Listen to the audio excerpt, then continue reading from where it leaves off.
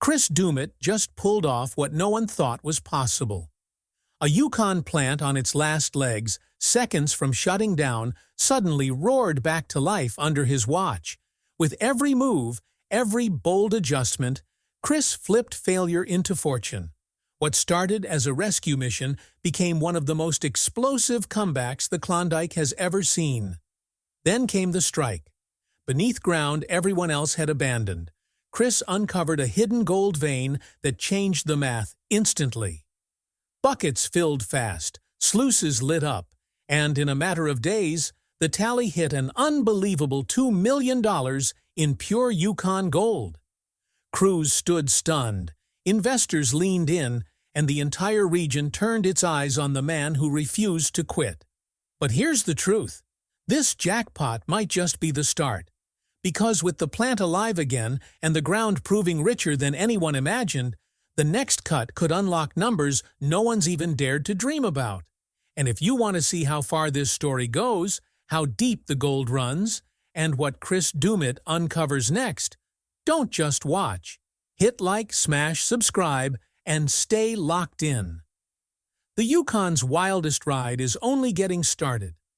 The cold bit deep that morning, sharper than a pickaxe, as Chris Doumitt trudged toward the Yukon processing plant.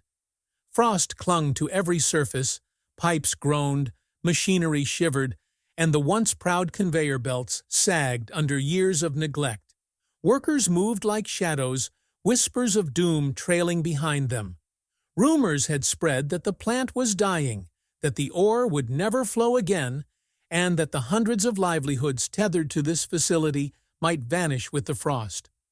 Chris's boots crunched against frozen soil as he approached the main sluice hall, eyes scanning the machinery with the focus of a surgeon. And then it happened. A mechanical screech, a sudden halt, the very ground beneath them trembling as if responding to some unseen force. A miner shouted, "Chris, you need to see this. Something's here. Something unusual." The team froze, heartbeats echoing in the cold air. Chris moved swiftly to a tailings pile that had drawn his attention for weeks. There, glinting faintly under the dim light, were unusual mineral concentrations, tiny flecks that caught the sun like fragments of fire. He crouched, brushing away the frost, and the shimmer intensified. The crew exchanged incredulous glances. This was no ordinary ore. Something deep beneath the Yukon had been waiting for them, and the plant, teetering on the edge of collapse, might be its only witness. Without a word, Chris turned to his team and began assembling an elite strike force. Engineers with hands worn like seasoned blacksmiths, veteran miners who had survived the Yukon's cruelest winters, and machine operators who could coax life from even the most stubborn machinery. They moved as one under Chris's guidance, repairing frozen sluices, patching broken conveyor belts, and reinforcing failing pumps. Sparks flew at night, reflected in frost-encrusted goggles, while headlamps carved paths through the mist and snow. Every clang and hiss of machinery became a symphony of hope against despair. Chris paused by a rusted control panel, fingers tracing the faded lines of century-old blueprints pinned to the wall. Methods forgotten over decades were suddenly revived in their hands, calculations, ore flow adjustments, efficiency tweaks that could turn this dying plant into a gold processing marvel. "Every inch counts," Chris warned, voice cutting through the wind. "One wrong move, one misstep, and everything we fought for disappears." Then came the first test run. Ore, carefully extracted from the initial tailings, was fed into the restored machinery. The plant roared awake, hydraulics groaning and gears grinding under frost-chilled strain. Sparks leapt from worn bearings, dust swirled like smoke in a cinematic haze, and the team held their breath. And then, first flakes of gold danced in the sluice boxes. Small, brilliant, untamed fragments that carried the weight of decades of labor and desperation. Eyes widened, fingers clenched, heartbeats raced, but there was something more, something unspoken. A strange shimmer in the tailings hinted at a vein yet untouched, a deeper fortune waiting silently beneath the frozen soil. The crew exchanged looks heavy with disbelief and anticipation. Chris didn't need to speak. The silence was enough. They all knew this was only the beginning. That shimmer wasn't just gold. It was a trail, a calling, pulling them further into the Yukon's unforgiving heart. The wind howled through the pines as Chris led his battle-worn crew deeper into the snow-laden claim. Every step sank into knee-deep drifts, the frozen creek beneath them groaning like the voices of miners long gone. Cliffs loomed overhead, jagged edges glinting faintly in the weak sunlight, while shadows danced across the frost as if the wilderness itself were alive, watching their every move. Chris moved deliberately, boots crunching over ice and snow, eyes scanning every contour of the terrain. He unfolded an old tattered map discovered in a long-forgotten ledger and compared it with readings from the ground-penetrating radar. The signals pulsed beneath their feet, subtle at first, then stronger, more insistent, a heartbeat buried under centuries of rock and ice. "Here," Chris said, crouching by a snow-covered boulder, finger tracing a faint vein line on the radar readout. "This is it. This is what we've been looking for." The crew tightened their jackets and advanced carefully, stepping over frozen creeks and around overhanging rocks that threatened to break under their weight. Every snowdrift hid potential danger. Every icy ledge whispered risk, yet the gleam of what might be gold ahead gave them courage. Then, as Chris brushed the snow from a jagged outcrop, the vein revealed itself, almost alive, glinting unnaturally under the frost light, as if the Yukon itself had been guarding this secret. He knelt, running his gloved fingers over the surface. The metallic shimmer pulsed faintly, mesmerizing, as if calling out from the depths. Carefully, Chris marked the claim, planting flags that fluttered in the cold wind, stakes that carried the weight of hopes, livelihoods, and dreams for an entire town. The journey back to the plant was tense. Machinery had been prepped for the strike, pumps readied, crushers oiled and primed. As the ore arrived, the plant roared to life, cogs and belts straining under the weight of frozen rocks. Chris experimented with crushing techniques, careful calibrations that teased out hidden gold without overloading fragile machinery. Chemical treatments steamed through sluices, a fragrant hiss blending with the rhythmic pulse of engines. Every worker moved with focused precision, sweat and frost glinting in equal measure on their faces, hearts sinking with the hum of the plant. Whispers circulated among the crew about a Yukon gold curse, tales passed down from old-timers who swore certain veins were watched by spirits, or that the land itself exacted a price from those who disturbed its treasures. The stories added tension, a mythic edge that electrified the air as sluice boxes strained against their loads. Sparks flew from machinery, gears groaning under stress, and the first flakes of gold spilled over the edges, a delicate avalanche of sunlight captured in mineral form. Eyes widened, hands trembled. Chris watched, expression tight, heart hammering as the first jackpot evidence emerged. But there was more beneath the shimmer, subtle details in the gold that drew the eye. Nuggets weren't just irregular. Some bore unusual shapes, patterns almost deliberate, as if ancient hands had pressed meaning into the very metal. Chris studied them carefully. Could these be markers, hints left by prospectors centuries ago who had uncovered the vein but never taken it?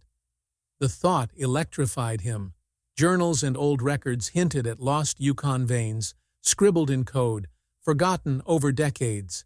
And now, staring at these symbolic nuggets, it seemed history itself had returned, offering a breadcrumb trail from the past to the present. Word spread quickly through the town. The Yukon had been waiting quietly, but now its heartbeat was visible, golden in the morning sun. Rumors of Chris's discovery sparked hope, excitement, and awe. Men and women who had lived through decades of economic struggle whispered of salvation, of a plant reborn, of fortunes that could rewrite lives. But for Chris, it was more than wealth. Each nugget carried weight beyond price. A story, a secret, a history that had waited patiently beneath frost and stone. The gold wasn't just currency. It was proof of persistence, courage, and the enduring power of human determination against the harshest wilderness. Chris's eyes lingered on the shimmering veins, tracing the flow of riches through the sluice. Machines creaked and hissed, workers labored with meticulous care, and the Yukon landscape stretched endlessly beyond, silent, eternal, watching. The first true jackpot had been struck, but the pulse beneath the frost promised there was more.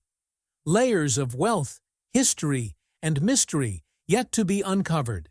Yet in the Yukon, fortune never comes without a fight.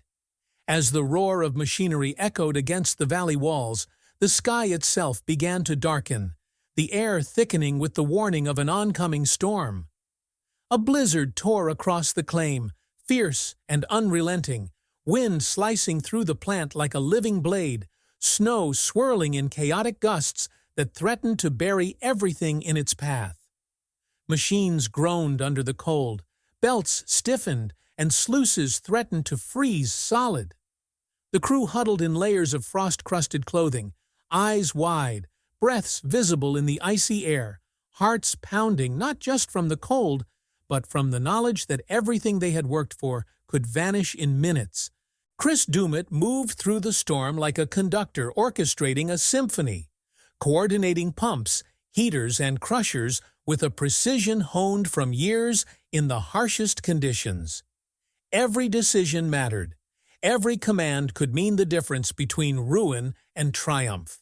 Outside, shadows moved at the edge of the storm. Rivals, scavengers drawn by rumors of gold, prowled the outskirts, eyes scanning the whiteout for signs of activity. But Chris anticipated their moves. Security patrols were doubled, gates reinforced, and machinery kept humming to mask human presence.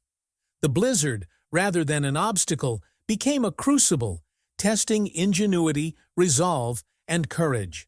Workers became a single unit, responding instantly to malfunctions, rerouting power, adjusting feed rates, shoveling ice from critical points, and keeping the heart of the plant alive. Hours stretched, time losing meaning as the storm raged, yet every bolt tightened, every switch flipped, every decision calculated with razor-sharp focus. By dawn, the snow had not defeated them. The plant stood intact, smoke rising from furnaces, conveyors moving steadily, sluices humming with life. A delicate frost coated the machines, but the golden promise flowing through them remained secure, a testament to persistence under extreme adversity. And then, as the first sunlight reflected off the frost, something extraordinary happened. A concentrated pocket of gold appeared, glinting as if it had been waiting for this exact moment. The sluice boxes overflowed under its weight, rich, heavy, and lustrous, a $2 million jackpot manifest in the morning light. The crew stared in disbelief, fingers trembling, eyes glistening with awe. Chris Doumitt walked through the sluices, carefully inspecting the nuggets, running gloved hands over their surfaces, the metal warm under the winter sun despite its frozen journey. News reached the town as if carried on the wind itself. From cabins and storefronts, people poured out, drawn by the shimmering promise. Children laughed in the snow, elders shook heads in disbelief, and miners old enough to have seen decades of disappointment wept quietly in astonishment. Chris, at the center, became more than a leader. He became a savior, the man who had resurrected a dying plant, who had turned despair into hope, and whose strategic genius and tireless effort had manifested fortune where none had dared to believe. Verification began immediately. Each nugget was weighed, catalogued, and recorded. Every flake and chunk carefully documented, ensuring that none could dispute the scale or authenticity of the strike. Skeptics lingered at the edges, peering through frosted windows, shaking heads, but no one could deny what the sluices revealed. The Yukon had spoken in gold. Amid the jubilation, Chris allowed himself a rare moment of reflection. He thought of the families whose lives had been saved, the miners who had returned to work after years of layoffs, the community that had nearly vanished under economic collapse. Each nugget represented more than wealth.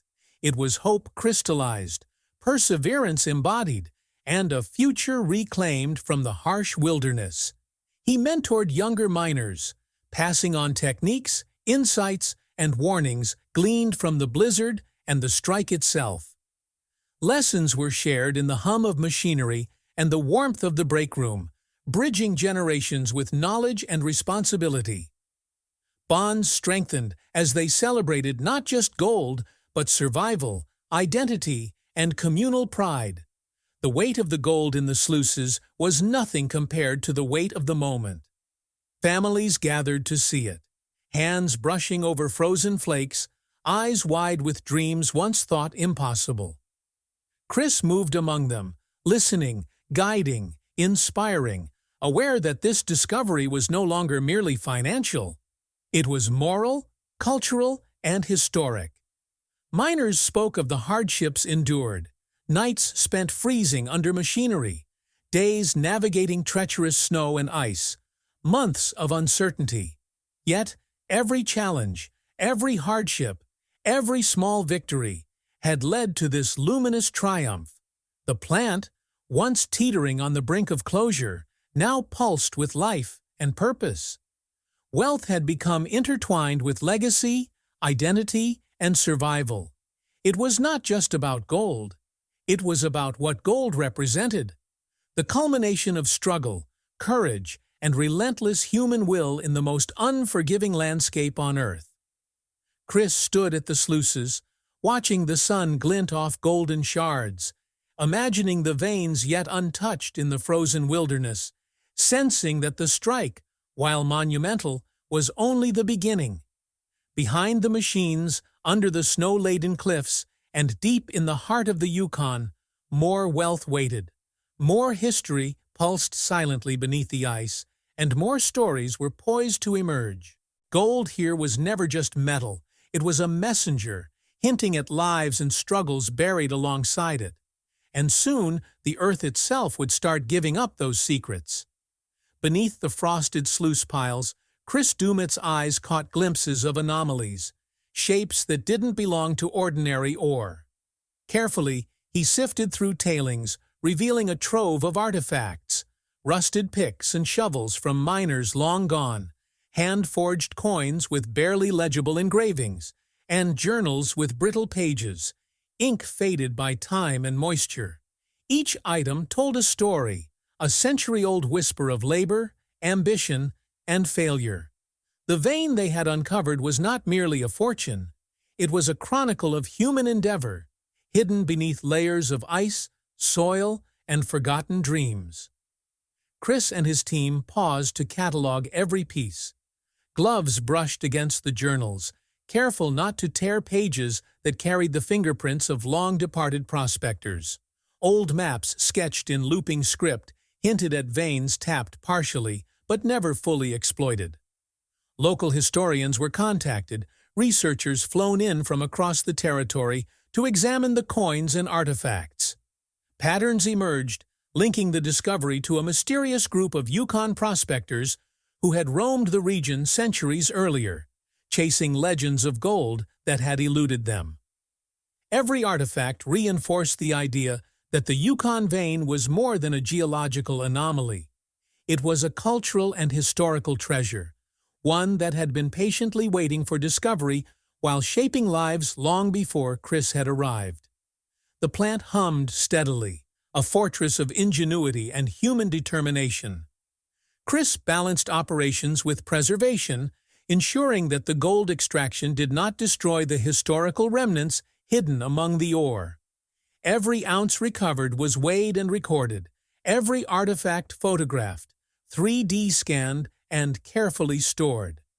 The tailings, once thought worthless, had become a library of Yukon history, each piece connecting the modern strike to centuries of struggle, exploration, and human perseverance. As the sun rose over the snow-laden hills, the golden veins glimmered alongside the artifacts, casting a glow that was equal parts wealth, legacy, and revelation. But with discovery came rivalry. Word of the strike had traveled faster than frost across the Yukon. Competing companies and claim jumpers lurked, eyeing the plant, watching for weakness, whispering promises of confrontation. Chris responded with strategy and foresight, reinforcing security protocols, doubling patrols, and adjusting workflow to minimize exposure. He anticipated every move, every potential attempt at theft or sabotage. When a rival team tried to breach the perimeter under the cover of night and a fresh snowstorm, Chris's planning and foresight turned their efforts to failure. His genius was undeniable. Every defensive measure, every contingency, executed flawlessly. The tension was cinematic. The landscape, storm-lashed and treacherous, seemed to conspire with him, testing both resolve and skill. Environmental hazards continued to heighten stakes. Blizzards hammered the plant's exterior, frozen machinery groaned, and even hidden gas pockets released treacherous bursts beneath the ground. Each hazard required quick thinking, precise action, and unwavering focus. The combination of human rivalry, environmental peril, and the almost supernatural shimmer of the Yukon gold made the experience feel mythic. Chris's success was no longer measured solely in ounces or dollars, but in mastery over nature, history, and human ambition. Every shift felt like a scene from an epic saga, each decision carrying weight far beyond the machinery and sluices. As the final assays confirmed the scale of the strike and verification processes concluded, the plant stabilized, humming with the energy of triumph and human ingenuity. The $2 million jackpot had been fully realized, sluice boxes overflowing, tailings carefully examined, artifacts preserved, and historical connections documented. Chris's legend grew with every passing hour. The town, once teetering on the edge of despair, now thrived, the community's bonds strengthened by shared victory. Young miners and local families drew inspiration, seeing in Chris a living embodiment of determination, ingenuity, and courage. The Yukon vein became not just a financial triumph, but a cultural touchstone, intertwining human drama with natural wonder, historical intrigue, and cinematic spectacle. Media coverage spread like wildfire. Reporters and documentarians captured the plant alive with activity, Chris overseeing every operation with quiet authority, miners working with pride and precision, and gold glittering under cold northern light. The story resonated far beyond the Yukon, a tale of survival, brilliance, and the delicate balance of fortune and timing. Chris reflected quietly, standing atop a snow-laden ridge overlooking the plant, the mountains stretching endlessly around him, gold sluices glittering in the distance. He understood that this victory was more than wealth. It was the culmination of strategy, risk, timing, and relentless pursuit. Every flake recovered, every artifact preserved, every life touched by the plant's revival had become part of a story that would echo for generations. The Yukon vein, long hidden beneath snow, rock, and time, had revealed itself not just as treasure, but as history, legacy, and human drama. Chris Doumitt's name became inseparable from the story of revival and triumph, the man who balanced fortune with foresight, extraction with preservation, and wealth with meaning. The golden jackpot was secured, but the tale lived beyond the sluices and machinery. It was embedded in the community, in the artifacts, in the frozen rivers and cliffs, and in the hearts of those who witnessed it. Every glance at the shimmering veins and carefully catalogued relics reminded all who were present that the discovery was monumental, not only for its monetary value, but for the enduring proof that perseverance, courage, and vision could conquer the harshest wilderness, unlock ancient secrets, and create a legend that would endure as long as the Yukon itself.